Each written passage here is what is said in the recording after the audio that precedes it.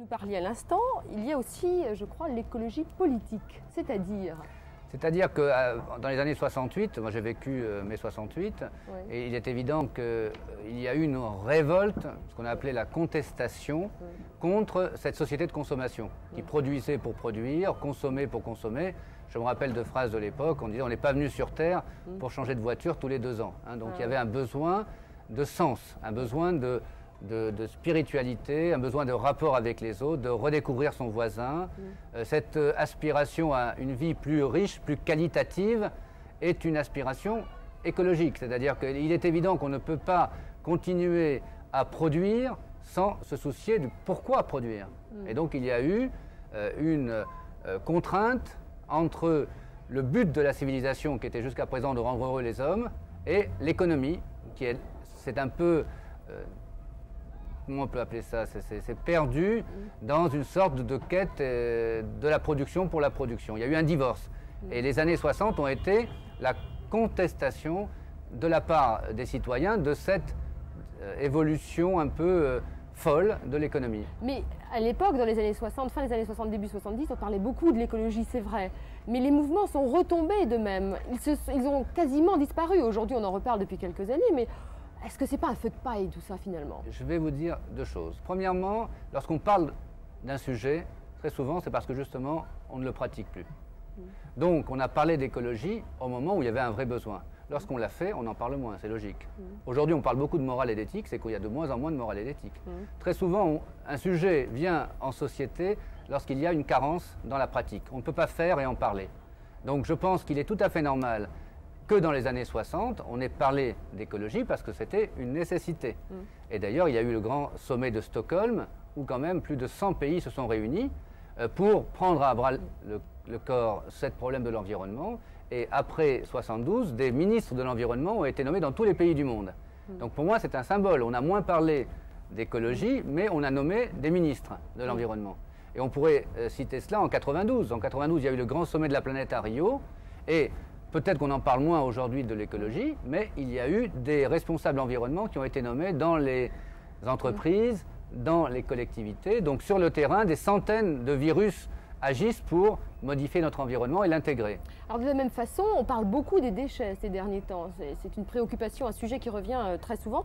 Est-ce que vous ne pensez pas qu'on en fait un petit peu trop? Est-ce que c'est aussi grave que ça, les déchets? Il y en a toujours eu, il y en aura toujours. Vous savez combien vous produisez de déchets par an? Chaque Français produit 1 kg de déchets par jour, 365 kg par an. Donc effectivement, on peut continuer à les mettre dans des décharges sauvages. Mais est-ce que vous souhaitez, vous, avoir à côté de votre domicile une décharge sauvage? Ou même une décharge contrôlée? Non. Donc le problème est posé non pas par les fabricants de déchets, mais par les habitants du pays qui ne veulent pas, ce qu'on appelle le syndrome NIMBY, Not in my backyard, c'est un mot, une expression anglaise. Personne ne veut de décharge près de chez soi. Donc le gouvernement a décidé qu'en 2002, en juillet 2002, il n'y aura plus de mise en décharge de produits qui n'aient pas été traités ou recyclés, ou valorisés, ou incinérés préalablement. C'est une révolution. Donc il est évident qu'on devait prendre le sujet par un bout. On l'a pris par les déchets. Nous avons créé un institut, une société qui s'appelle Éco-Emballage, qui va aider 41 mairies à faire du tri sélectif. Il faut que les citoyens nous aident, mais nous ne pouvons plus supporter qu'une matière qui a de la valeur, parce que lorsque je vous vends quelque chose, vous l'achetez, vous le consommez, et après votre consommation, il reste de la valeur. On ne peut pas continuer à gaspiller, et la civilisation du jetable, pour moi, est out. Je crois qu'on va passer à une civilisation du recyclage. Alors justement, à propos de recyclage, quand on parle déchets, on voit souvent apparaître le recyclage. Parmi les déchets encombrants, il y a le fer et les métaux lourds. Nous sommes allés visiter le premier centre de recyclage européen des véhicules en fin de vie. Les voitures recyclées, c'est déjà, ou presque, une réalité.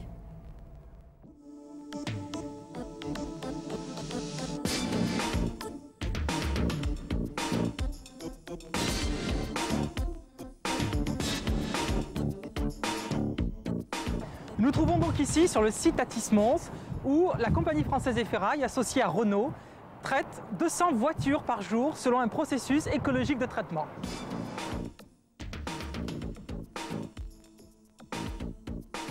Un véhicule, qu'est-ce que c'est? Un véhicule, c'est d'abord 70% de métaux ferreux, traditionnellement bien recyclés. Ce sont également 5% de métaux non ferreux, du cuivre, de l'aluminium, du zinc, traditionnellement très bien recyclés. Mais un véhicule, c'est aujourd'hui 25% d'un mélange complexe constitué de plastique, caoutchouc, verre, qui aujourd'hui va directement en décharge. D'où l'appui technologique de Renault qui va consister à faire en sorte que ces 25% vont devenir progressivement 15%, 10% et 0 à terme. 200 véhicules parviennent au centre d'Athis-Mons quotidiennement. Et sur ces 200 véhicules, l'ensemble des véhicules de marque Renault de notre réseau de la région parisienne sont traités selon les 4 phases, donc sont dépollués, démontés, broyés et subissent le traitement du résidu de broyage.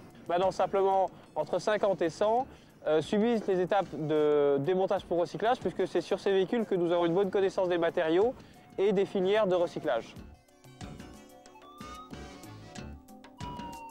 La nouveauté qui est constituée par ce centre de traitement de véhicules en fin de vie consiste en fait à mettre en place un process technologique de traitement du véhicule en 4 phases. Donc dans un premier temps, on va dépolluer le véhicule, c'est-à-dire que les différents véhicules vont être vidangés de tous leurs fluides, les liquides de refroidissement, les huiles, le liquide de frein. Deuxième phase, deuxième étape, on va effectuer un démontage des pièces avec un double objectif. Premier objectif, une rénovation de ces différentes pièces, les moteurs, les alternateurs. Et puis, second objectif, une valorisation par le recyclage de la matière. Troisième phase, le véhicule va donc être broyé, process traditionnel. Et puis, quatrième phase, un processus un petit peu original qui va consister à séparer parmi les 25% des composants de la voiture qui allaient initialement en décharge, donc à séparer les éléments facilement combustibles, les plastiques, les caoutchoucs, des éléments autres, les verres, de manière à utiliser ces éléments facilement combustibles comme combustible de substitution dans des fours à cimenterie par exemple. Autrement dit, nous allons faire qu'au double, on va éviter la mise en décharge de produits et on va économiser de l'énergie, le fuel par exemple, par l'utilisation de ces différentes matières. En matière de recyclage automobile, donc, je vous confirme qu'il n'y a actuellement aucune réglementation, aussi bien nationale que communautaire. Et c'est ce qui nous a permis donc en France, en 1993, de bâtir un accord cadre volontariste, consensuel, où nous nous fixons des objectifs techniques, ambitieux, réalistes. Alors ces objectifs, quels sont-ils? En 2002, nous nous sommes donnés comme objectif de recycler concrètement tous nos véhicules à 85%. Et puis à terme, vraisemblablement 2010-2015, l'objectif technique est de recycler les voitures à 95%.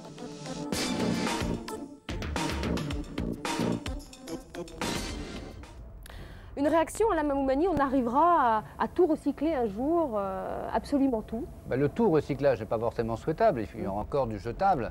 Mais ce qui est important, c'est qu'on change de mentalité, qu'on ne considère pas la terre comme une poubelle et qu'il faille absolument qu'un produit, une fois qu'il soit consommé, on appelle ça la post-consommation, continue à être traité, nous soyons responsables d'un produit consommé.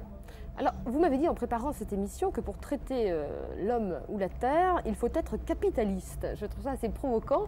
Qu'est-ce que vous entendez par là? Je considère que le capitalisme doit arriver au stade éthique.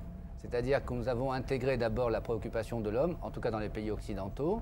Nous sommes en train d'intégrer la préoccupation de la nature. Et donc il faut réconcilier le capital, l'homme et la nature. Je crois que ça va être la tâche des prochaines années. Il ne faut pas considérer que parce que nous avons réussi dans les pays occidentaux à un certain niveau de vie, que ça doit s'arrêter là. Donc le capitalisme doit prendre en charge le développement de pays du tiers-monde, il est en train de le faire dans certaines régions, et les pauvres des pays riches. Il y en a encore, ce qu'on appelle la dualité, les banlieues. Nous sommes confrontés à un défi. Alors il y a deux solutions, soit inventer un nouveau système complètement en disant le capitalisme ne vaut rien, soit au contraire essayer de piloter le tigre du système par les poils de sa moustache pour l'amener là où nous souhaitons arriver, c'est-à-dire un monde de 5 milliards d'habitants sur Terre qui soit heureux.